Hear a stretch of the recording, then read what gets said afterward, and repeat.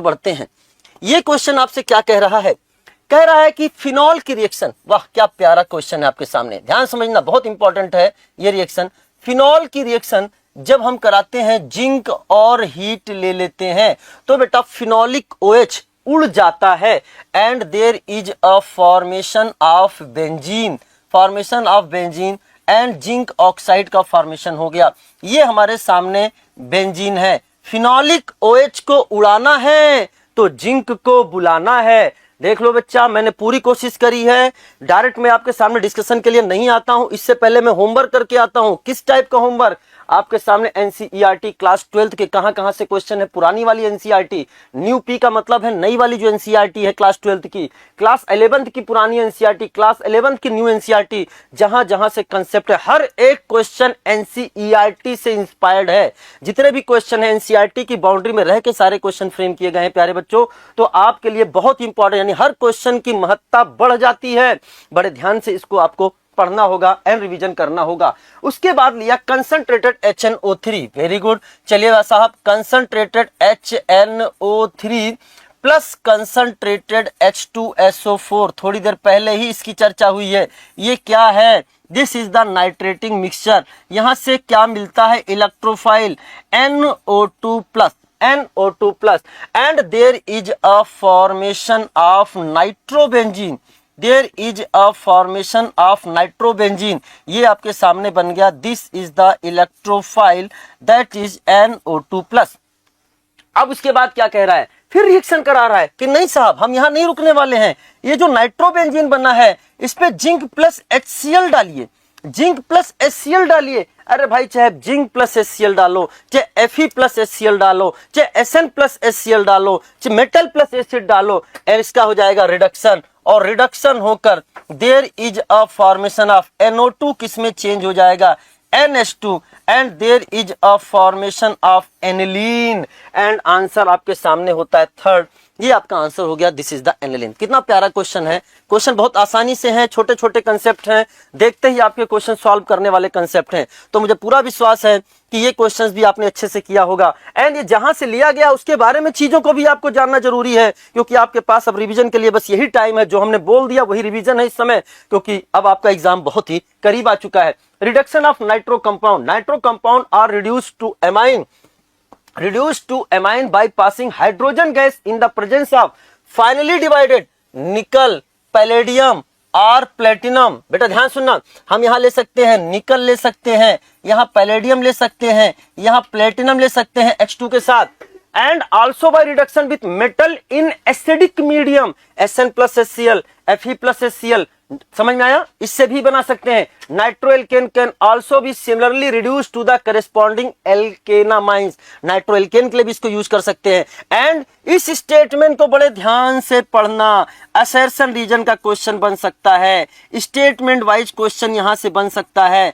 कहेगा कि Fe plus HCl जो है ये हमारा कैसा मेथड है? This is the best method, ये हमारे सामने बेस्ट मेथड है। Reduction with iron scrap and hydrochloric acid is preferred because Fe और HCl की रिएक्शन यहां से बनेगा। There is a formation of FeCl2। ध्यान सुनना, FeCl2 फॉर्म्स, और ये FeCl2 होता है वापस से क्या हो जाता है जब इसकी होती है हाइड्रोलाइसिस, इसी करा दिया हाइड्रोलाइसिस, तो वापस से HCl देता है, और ये HCl जो है वापस से रीयूज्ड हो जाता है। बहुत ध्यान समझना, यानी preferred because FeCl2 forms get hydrolyzed to release hydrochloric acid during the reaction. Thus only a small amount of hydrochloric acid is required to initiate the reaction. Small quantity of hydrochloric acid ले लेंगे, उसके बाद वो FeCl2 बनेगा, hydrolysis होकर फिर HCl बनेगा और रिएक्शन में यूज होगा। तो ये बेस्ट मेथड है, ये चीज आपको ध्यान में रखना ही पड़ेगा। छोटी छोटी बातें हैं एनसीईआरटी ने लिख दी हैं, वो अपने आप क्वेश्चन का रूप ले सकती हैं। आइए साहब देखते हैं अगले क्वेश्चन की ओर। तो 53 का आंसर हो गया थर्ड।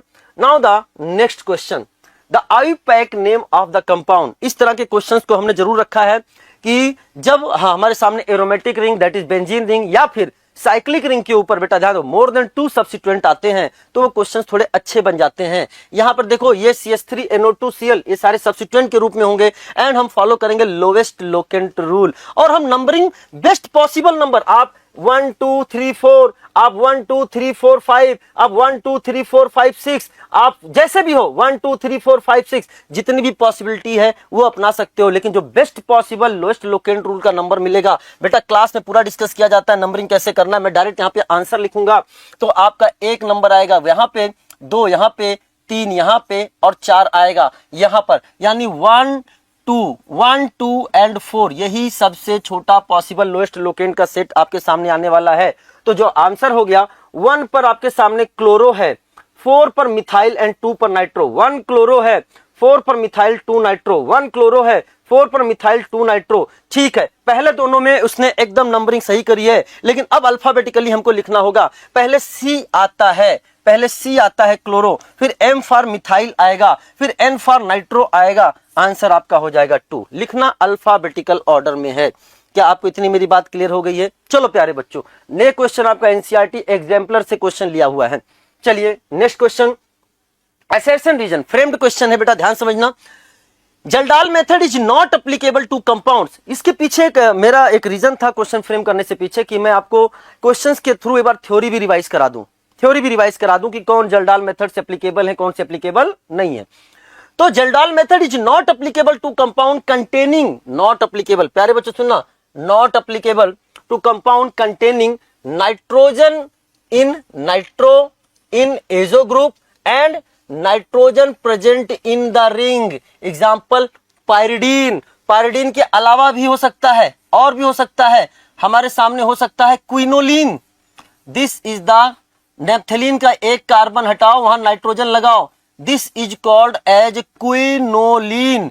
नाइट्रोजन को पड़ोस में खिसका दो, नाइट्रोजन को पड़ोस में खिसका दो, तो जो आपके सामने यहां नाइट्रोजन आ चुका है और आपके सामने this is called iso quinoline. बेटा ये आपके जल्डाल मेथड से इसमें नाइट्रोजन का जो है वह एस्टिमेशन नहीं होता है।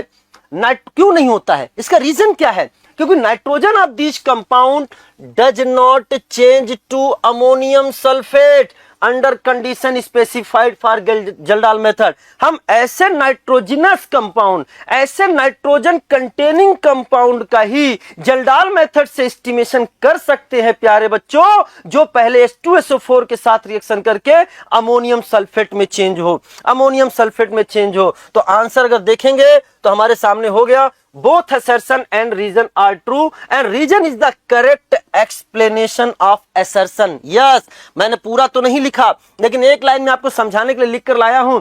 ऐसे organic compound, nitrogenous organic compound H2SO4 के साथ रिएक्शन करके पहले किस में जाते हैं?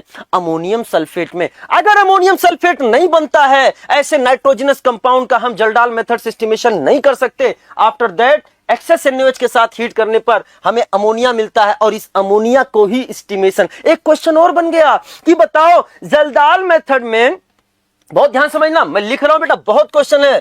मैंने बोला कि जो आपके सामने जल्दाल मेथड है, जो आपके सामने जल्डाल मेथड है, इसमें नाइट्रोजन का एस्टिमेशन अमोनिया के रूप में करते हैं, लेकिन बेटा जो ड्यूमा मेथड है उसमें एस्टिमेशन हम ड्राई नाइट्रोजन के रूप में करते हैं। ये भी अपने आप में एक क्वेश्चन है, क्वेश्चन को पहचानने का तरीका है। हाँ, ये अमोनिया बन गया, अब इस अमोनिया का हम क्या है? बेस है। अब हम क्या नॉन जो है एसिड मिल इक्विवेलेंट लेंगे, H2SO4 से टाइट्रेट करेंगे और जरूरत पड़ी तो NaOH का भी इस्तेमाल करेंगे और हम इसको पता लगा लेंगे कि कितना हम उसमें नाइट्रोजन है। ये सारी चीजें की चर्चा के विषय क्लास में हो चुका है एंड प्रीवियस में इस पर न्यूमेरिकल भी पूछे जा चुके हैं। आज हम एक थ्योरेटिकल क्वेश्चन लेकर आए हैं, तो जो आपके सामने आंसर हो गया दैट इज द वन। मैंने कहा अभी भी ध्यान रखना कि जल्डाल मेथड में in the form of ammonia and Dumas method में in the form of dry N2, लेकिन अमोनिया बनने से पहले अमोनियम सल्फेट बनना जरूरी है। तो ऐसे कंपाउंड जो अमोनियम सल्फेट में चेंज होंगे वही जल्डाल मेथड के लिए एप्लीकेबल हैं, जो अमोनियम सल्फेट में चेंज नहीं हुए वो जल्डाल मेथड के लिए एप्लीकेबल नहीं है। ये सारे कंपाउंड जो लिखे हैं, ये चाहे वो nitrogen in nitro compound, azo compound, azoxy compound and nitrogen present in ring, ये अमोनियम सल्फेट में चेंज नहीं होते, इसलिए ये जल्डाल मेथड के लिए एप्लीकेबल नहीं है।